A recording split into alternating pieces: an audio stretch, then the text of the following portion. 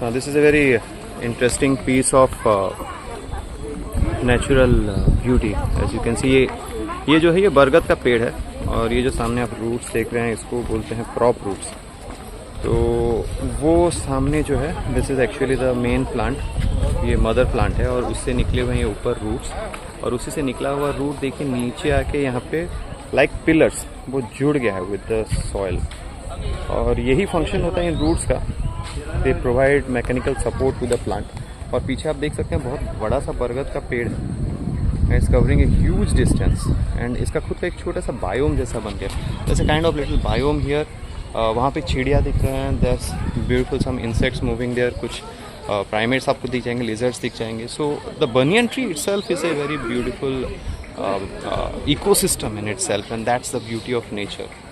तो ये हैं prop roots of banyan tree, which is also the national tree of India. Wonderful to see this.